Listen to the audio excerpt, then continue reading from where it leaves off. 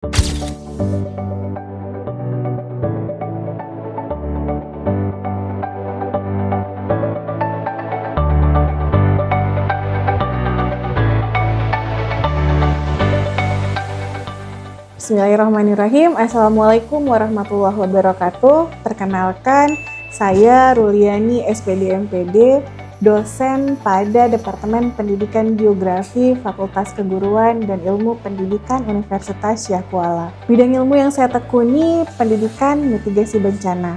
Pada kesempatan ini, saya akan menyampaikan video PDD UKT-PT di bidang pengajaran saya, yaitu mata kuliah mitigasi bencana. Mata kuliah ini merupakan mata kuliah pilihan yang memiliki bobot 2 SKS. Mata kuliah ini terdiri dari 16 pertemuan. Mata kuliah mitigasi bencana membahas konsep, prinsip, dan penerapan mitigasi bencana dalam perspektif geografi untuk mendukung pengurangan risiko bencana dan pembangunan berkelanjutan. Perkuliahan ini juga mengkaji peran kearifan lokal, kebijakan kebencanaan, pendidikan mitigasi bencana, serta pengembangan strategi pembelajaran mitigasi yang kontekstual, dan menyusun upaya mitigasi berbasis karakteristik wilayah, serta merancang pembelajaran mitigasi bencana yang inovatif. Mata kuliah mitigasi bencana ini disajikan dengan menggunakan model simulasi dan dikombinasikan dengan ceramah, diskusi, dan nanti akan ada proyek tugas akhir sebagai asesmennya. Akan dilakukan evaluasi dengan tugas proyek berupa video untuk mitigasi bencana, serta modul skenario pembelajaran, serta presentasi hasil nantinya. Namun di akhir perkuliahan tetap akan dilaksanakan kuis dengan menggunakan aplikasi Quizizz. Bobot penilaian pada mata kuliah ini 10% kuis, 5% partisipatif, 15% UTS, 20% UAS, dan 50% proyek. Capaian pembelajaran untuk mata kuliah ini terdiri dari 4 CPMK. CPMK 1 mampu menunjukkan sikap beretika serta peduli terhadap masyarakat dan lingkungan dengan menerapkan pengetahuan lingkungan serta dampak yang dihasilkan dalam berperilaku sesuai dengan martabat keilmuan untuk pengelolaan diri dan keberlanjutan. Yang kedua, mampu menganalisis pengetahuan secara komprehensif tentang jenis-jenis bencana, latar belakang dan penyebab terjadinya bencana, serta potensi bencana. Yang ketiga, mampu menganalisis pemetaan wilayah, risiko bencana, antisipasi bencana, dan rehabilitasi wilayah yang terkena bencana. Yang keempat, mampu melaksanakan seminar kebencanaan serta simulasi bencana dalam peningkatan pemecahan masalah kompleks dan keterampilan proses. Berikut video pengajaran yang akan saya tampilkan. Oke, bismillahirrahmanirrahim. Assalamualaikum warahmatullahi wabarakatuh. Waalaikumsalam warahmatullahi wabarakatuh.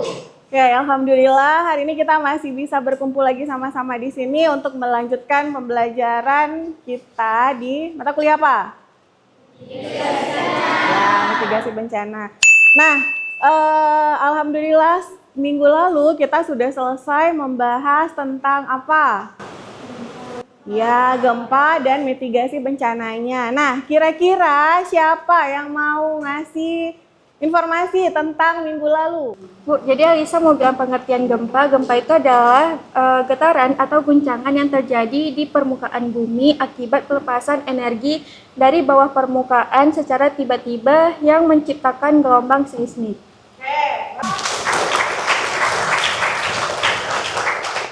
Oke, terima kasih Alisa. Nah, sekarang saya mau sebelum kita masuk nih tentang tsunami, coba kalian scan barcode yang ada di depan.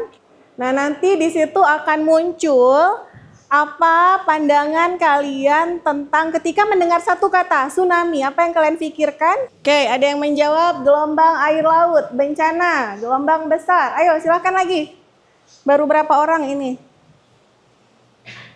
Bencana yang besar, gelombang tinggi, sudah semua? Oke, berarti kita lihat, menurut kalian tsunami itu adalah bencana. Benar, tsunami itu bencana. Nah, jadi ternyata masyarakat kita ketika berbicara tentang tsunami, sudah rata-rata tahu tsunami itu berbahaya. Ya, yang akhirnya menimbulkan bencana. Nah, tapi tidak segera melakukan proses evakuasi. Nah, nanti tentang itu akan kita mainkan dalam proses simulasi. yang akan dimainkan oleh teman-teman kalian. Nanti kita lihat di akhir ya. Oke, sekarang kita lihat yang pertama, apa itu tsunami? Yang namanya tsunami, kita udah tahu ya, tsunami itu berasal dari bahasa Jepang. Nah, kalau di kita ada ibena, atau kalau di Simalu namanya smong. Nah, itu kita udah tahu. Nah, tsunami ini sendiri adalah salah satu gejala alam yang diakibatkan oleh tenaga endogen. Nah, Ibu, kalau dari tenaga eksogen bisa nggak jadi tsunami? Nggak bisa. Kalau dari tenaga eksogen yang terjadinya apa? Banjir. Beda banjir dan tsunami. Oke. Penyebab terjadinya tsunami akibat gempa tektonik, akibat gunung api, dan akibat longsor. Sebelum saya jelaskan, ada yang mau jawab dulu nggak tentang ini? Mau coba menjelaskan bagaimana tsunami akibat gempa tektonik? Kalau misalnya dari tsunami akibat gempa tektonik itu biasanya berasal dari dasar laut, Bu. Tabrakan lempeng, kemudian menjadi gempa yang sangat besar sehingga bisa menyebabkan terjadinya tsunami. Oke, kasih plus buat Elvi. Jadi benar ya, ketika tsunami akibat gempa tektonik kita udah tahu bahwasannya lempeng bumi kita itu terus berjalan. Ketika dia bergesekan, saling berdekat, gedebrak. Apa yang terjadi? Gempa nih yang pertama. Nah, nanti akan satunya turun, karena satunya lemah, udah belajar kita di geologi, maka lempengnya turun, mereka akan airnya surut, mengumpulkan air yang sangat banyak, lalu akan dengan tenaga besarnya terjadi tsunami. Nah, itu kalau akibat gempa tektonik. Makanya ini sebenarnya tsunami yang paling tingkat bahayanya paling tinggi. Nah, ini ya kita udah tahu akibatnya. Nih kalau akibat longsor. Nah, kira-kira kalau dari gambar ini apa yang kalian lihat? Apa tuh? Tsunami akibat longsor. Kelihatan kan di gambarnya? Apa? Ada jatuh? Ya, tanah yang jatuh terus terjadi tsunami. Nah, biasanya ini kalau terjadi ada gunung api yang ada di tengah laut. Contohnya apa gunung api? Anak Krakatau kan, bukan si Krakatau. Krakatau mamanya, ini udah jadi anaknya. Oke. Kalau akibat gunung api? Nah, itu sama ya. Kalau tadi dia ada longsoran, itu akibat longsor. Kalau gunung api bisa jadi ada tekanan dari bawahnya. Ketika dia meletus, dia ada energi besar, muncul juga tsunami. Nah, ini memang jarang terjadi. Kenapa? Karena dia khusus di daerah yang ada gunung api di tengah lautnya saja. Oke. Nah, ini juga penting nih. Apakah semua gempa akan memunculkan tsunami? Enggak, ada tanda-tandanya. Gempa yang seperti apa yang memunculkan tsunami? Iya, gempa yang kekuatannya 5,8 sampai 9 skala Richter. Jadi kalau kalian dapat info kan ada BMKG kan, tetet masuk gempa cuma 3, nggak apa-apa masih bisa santai. Tetet masuk lagi gempa. Kalau 4 masih bisa santai. Kalau tetet masuk 5, ya udah harus siaga kita. Makanya kalau udah 5,8 itu baru berpotensi untuk terjadi tsunami. Oke, terus biasanya gempanya berpusat di dasar laut. Di dasar laut dan kedalamannya dangkal. Nah, ini juga kalau pusat gempanya di darat, misalnya kayak kejadian dulu di Gronggong. Kan gempanya di darat. Yang paling besar terjadi apa? Jatuh bangunannya kan? Tapi tidak terjadi tsunami karena pusat gempanya di darat. Tapi kalau pusat gempanya di laut, maka potensi tsunami. Dan di kedalaman yang dangkal. Ternyata kalau dia di dalam kali itu nggak ngaruh di kita. Tapi kalau dangkal baru berpengaruh. Terus apa? Nah ini. Kalau udah air surut air laut mendadak surut, itu udah nggak ada harapan lagi kalian. Jadi kalian kalau udah air surut belum lari udahlah. Langsung aja baca doa biar bisa meninggal syahid. Kenapa? Karena setelah gempa kita cuma punya waktu 15 menit aja untuk melarikan diri. Nah, jadi kalau udah air surut masih lalai, nah itu sudah tidak ada lagi harapan karena dia akan datang dengan paling ada waktu dia setelah surut menuju ke pantai itu paling lama itu sekitar 7 sampai 10 menit. Nah, jadi nggak sempat lagi lari. Kalau kalian lagi di Ulele, air laut udah surut, kemana kalian mau lari?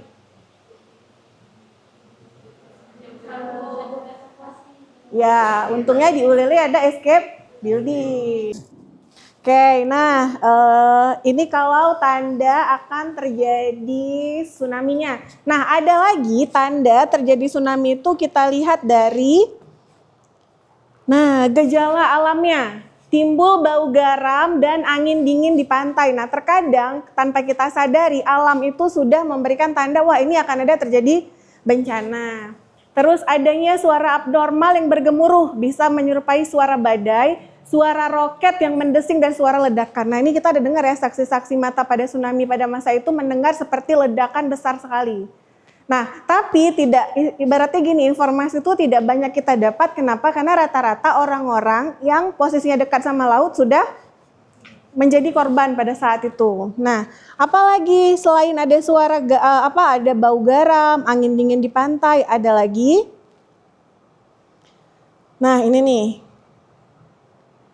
Ketidaklaziman perilaku hewan, gelisah. Nah, sering kan kalau kita melihat katanya hewan itu lebih tahu ada tanda-tanda akan terjadinya tsunami. Saksi mata pada tsunami 2004 itu kalian tahu burung yang biasa terbang dengan huruf M itu? Nah, biasa dia rapi terbang ya. Pada pagi itu dia terbang berantakan. Tidak bersama-sama seperti biasa.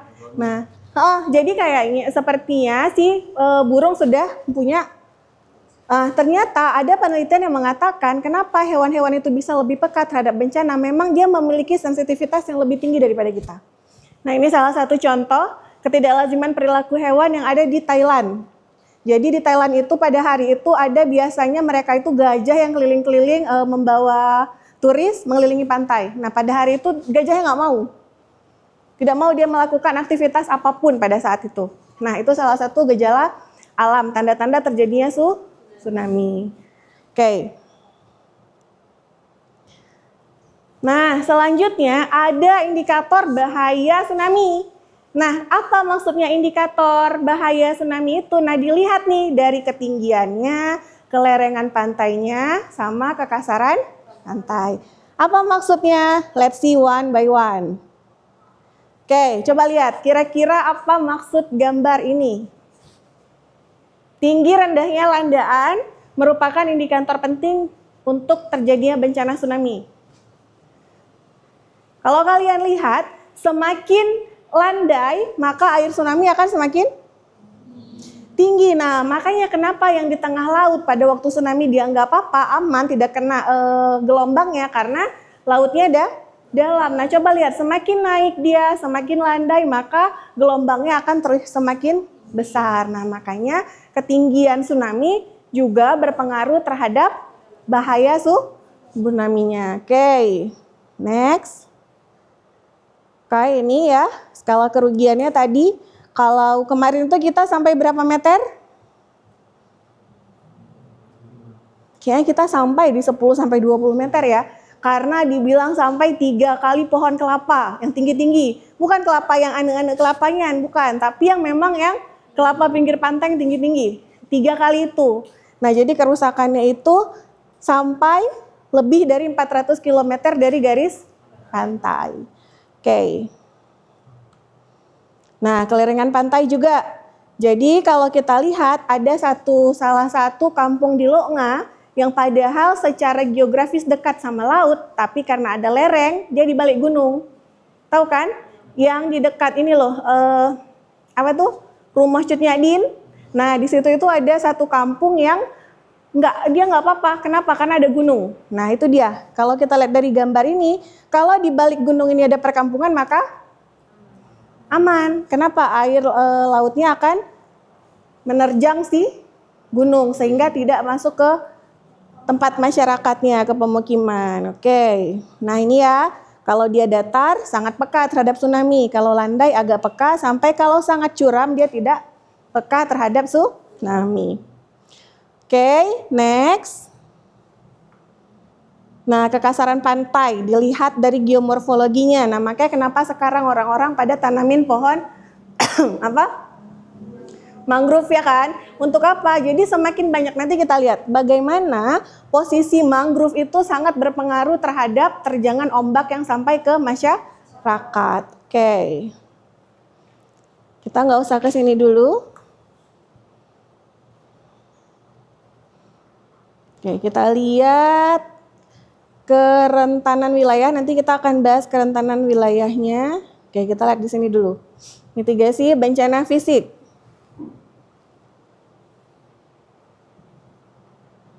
Nah, ini dia. Kalau kalian lihat dari sini, mitigasinya, kalau ada pohon yang ditanam di sekitar laut, maka ketika tsunami terjadi, iya kan? Jadi kan datang nih air nih. Kalau dia datar, tidak ada apa-apa di situ, sangat landai, apa yang akan terjadi? Langsung habis kan? Habis semua. Tapi kalau adakah pohon di situ, atau nanti kalau di Jepang dia punya hutan beton. Nah, kalau ini kan masih yang secara alami kan ya.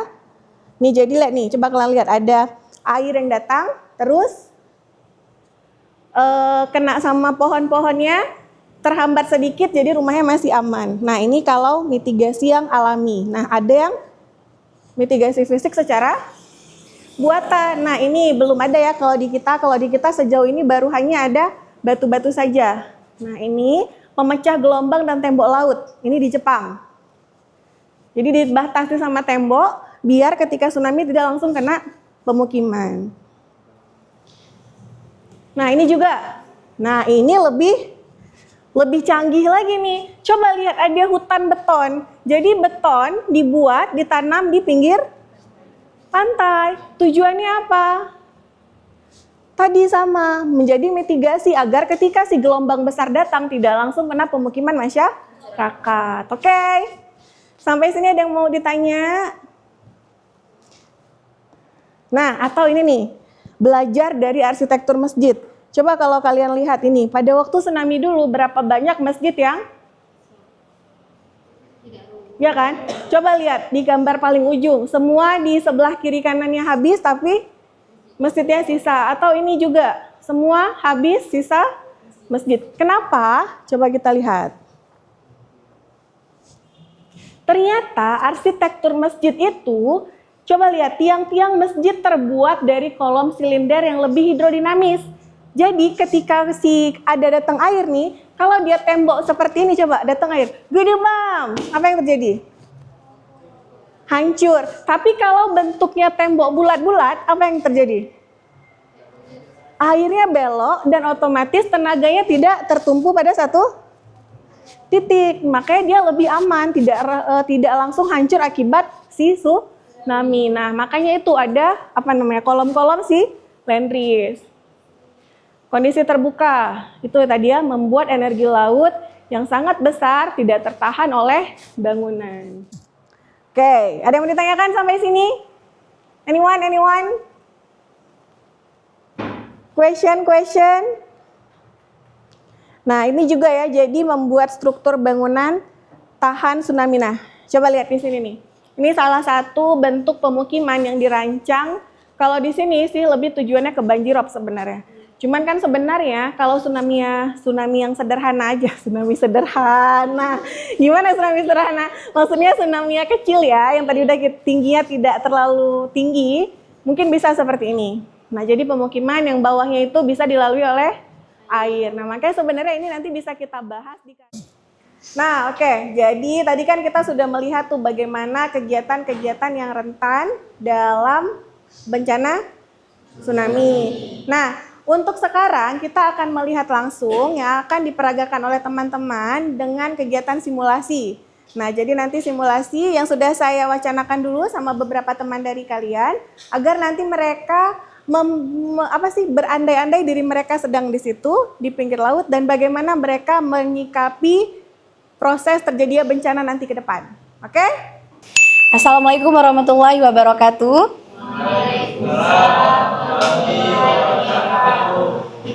Selamat pagi teman-teman semua. Jadi pada kesempatan kali ini kami akan mensimulasikan bagaimana proses terjadinya tsunami sehingga pada proses penyikapan terjadinya bencana tsunami, yaitu dari tahap melakukan jalur evakuasi hingga pada titik kumpul yang aman agar terhindar dari tsunami. Sebelumnya saya perkenalkan, saya di sini sebagai narator. Saya di sini sebagai warga lokal. Saya di sini sebagai penjaga warung. Saya di sini sebagai nelayan. Saya di sini juga sebagai nelayan. Saya di sini sebagai pedagang. Saya di sini sebagai mahasiswa yang liburan. Saya di sini sebagai mahasiswa yang sedang liburan. Saya di sini sebagai mahasiswa yang sedang liburan. Saya di sini juga sebagai mahasiswa yang sedang liburan. Baik, sekarang kami akan mulai bagaimana proses simulasinya. Pagi itu, di Pantai Harapan, aktivitas masyarakat berlangsung seperti biasa. Tidak ada yang istimewa pada pagi itu. Seorang pedagang yang menjajakan dagangannya, warga lokal sedang membersihkan warungnya yang berada di dekat pantai. Dua nelayan sedang beristirahat sambil menikmati kopinya. Dan mahasiswa yang sedang melepas penat menikmati keindahan pantai. Tiba-tiba, tanah mulai bergetar. Getaran kecil perlahan berubah menjadi semakin kuat. Pepohonan bergoyang, bangunan bergetar, dan masyarakat yang berada di sekitar pantai mulai panik. Beberapa menit setelah gempa berhenti, terjadi fenomena yang sangat tidak biasa. Air laut tiba-tiba surut sangat jauh dari bibir pantai. Dasar laut yang sebelumnya tertutup air, kini terlihat begitu jelas. Ratusan ikan tampak menggelepar di atas pasir. Sebagian warga merasa heran. Mereka menganggap peristiwa tersebut sebagai kesempatan untuk mengambil ikan sebanyak-banyaknya. Melihat kondisi tersebut, ketiga mahasiswa geografi langsung menyadari bahwa surutnya air laut secara tiba-tiba merupakan tanda alami yang mana akan terjadinya bencana tsunami. Sebagian warga segera mempercayai peringatan tersebut dan mulai berlari meninggalkan kawasan pantai. Namun, seorang warga tetap bertahan. Ia menganggap mahasiswa hanya berlebihan dan memilih tetap mengumpulkan ikan yang berserakan di bibir pantai. Seluruh masyarakat yang melakukan evakuasi terus berlari menuju tempat yang lebih aman. Namun, warga yang sebelumnya mengabaikan peringatan tidak lagi memiliki cukup waktu untuk menyelamatkan dirinya. Peristiwa ini menjadi pelajaran bahwa tsunami bukanlah bencana yang datang tanpa tanda. Tadi Bapak ini nggak memitigasi diri Gempa bumi sendiri. yang kuat di wilayah pesisir, diikuti surutnya air laut secara tiba-tiba, merupakan peringatan alam yang harus segera direspon dengan melakukan evakuasi. Mengabaikan peringatan sekecil apapun dapat berakibat fatal. Sebaliknya, pengetahuan, kesiapsiagaan, dan tindakan yang cepat mampu menyelamatkan banyak nyawa. Karena dalam menghadapi bencana, waktu adalah penyelamat yang paling berharga. Baik teman-teman, itu dia simulasi yang kami lakukan pada hari ini. Lebih dan kurang kami mohon maaf. Wassalamualaikum warahmatullahi wabarakatuh.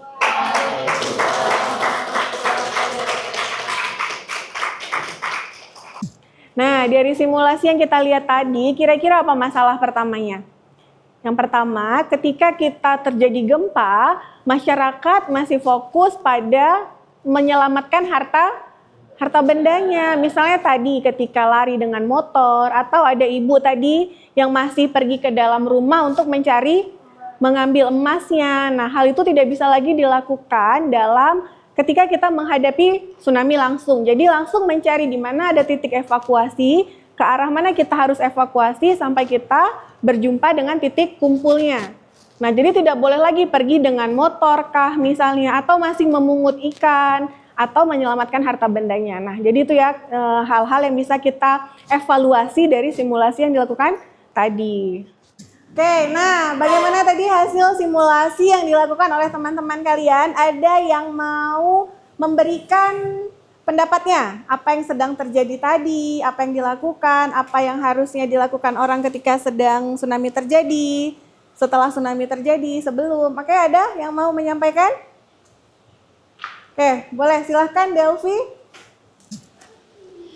Jadi kesimpulan yang bisa kita ambil dari simulasi teman-teman tadi ialah bahwasanya ketika bencana tsunami itu datang, kita harus mengamankan diri dulu nih dari jalur evakuasi, kemudian kita melarikan diri ke titik kumpul untuk mendapatkan tempat yang lebih aman dan dijauhkan dari bencana tsunami. Oke, kasih plus buat Delvi. Nah, jadi benar ya, menarik sekali bagaimana tadi simulasi yang dilakukan bisa istilahnya tetap bertahan di kepala kalian. Sehingga nanti ketika terjadi tsunami, kalian sudah tahu harus melakukan apa dan dapat mengajarkannya kembali ke peserta didiknya kalian kan sebagai seorang calon guru. Oke, ada yang mau ditanyakan terakhir sebelum saya memberikan nanti ada kuis di akhir pembelajaran kita? Jangan lupa ya untuk proyeknya yang sudah kita bicarakan minggu lalu, video dan skenario pembelajaran di sekolahnya diselesaikan terus secara bertahap. Nanti boleh di-up hasilnya di Google Drive. Oke? Oke, ada yang ingin ditanyakan? Ya, silahkan. Bu, jadi mungkin nanya Bu, bagaimana jika terjadi gempa di pesisir tapi belum ada bunyi itunya Bu, apa? Sirine. Nah, oke, pertanyaan yang bagus, kasih applause buat Putri. Nah, jadi memang sirine tsunami ini terkadang yang namanya dia buatan manusia ya, terkadang suka error atau bahkan seperti waktu itu pernah bunyi sirine padahal tidak ada tsunami atau gempanya. Nah, kita tahu sendiri aja, kita bisa rasa-rasa nih sebagai anak geografi kan yang sudah juga merasakan orang Aceh itu kan kalau gempa udah sangat sering ya, karena kerentanan bahaya gempa kita itu sangat tinggi. Nah, kita udah rasa-rasa ketika 5 itu biasanya kok udah 5 itu barang-barang udah mulai jatuh.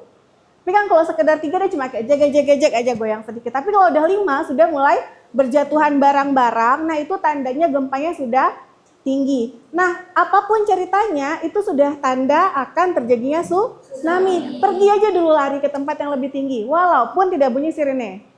Kenapa? Tadi udah kita bahas, waktu kalian melarikan diri hanya sebesar 15 menit itu udah paling besar. Jadi anggaplah 10 menit kalian sudah bisa mencapai daerah yang lebih tinggi dan aman terhadap tsunami. Oke, bisa dipahami Putri? Oke, ada lagi? Ada? Oke, silahkan Ryan. Bagaimana ya Bu cara meningkatkan kesadaran masyarakat terhadap tsunami ini, terhadap bencana tsunami? Bagaimana cara meningkatkan kesadaran masyarakat? Oke, kita kasih applause juga buat Ryan.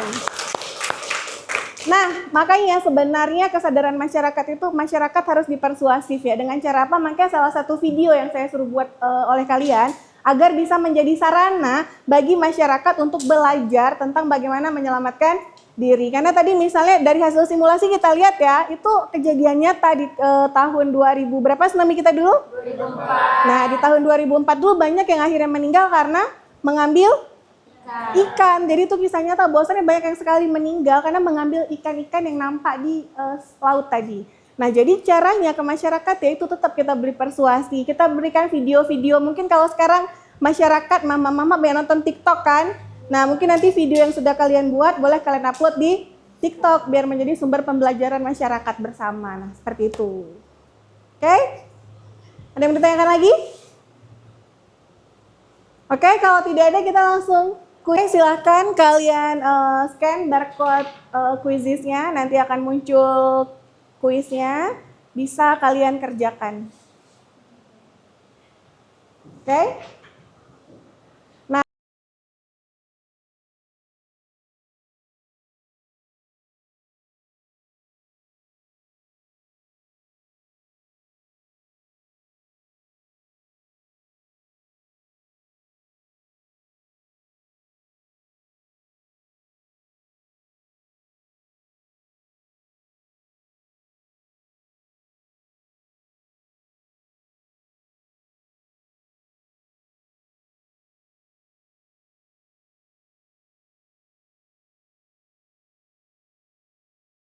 jadi pembelajaran kita sampai di sini hari ini terus dikerjakan saja, nanti akan masuk hasilnya ke saya. Untuk minggu depan kita akan masuk ke tema bencana hidrometeorologi. Oke, jadi yang sudah kita berikan tugas kan di awal pertemuan, besok kita akan belajar sama-sama tentang bencana hidrometeorologi. Oke? Oke. Nah, mungkin hari ini sampai di sini saja. Kita berikan aplaus yang meriah buat kita semua di sini. Oke, kita tutup pembelajaran kita hari ini. Lebih dan kurang saya mohon maaf. Assalamualaikum warahmatullahi wabarakatuh. Selamat siang untuk semuanya.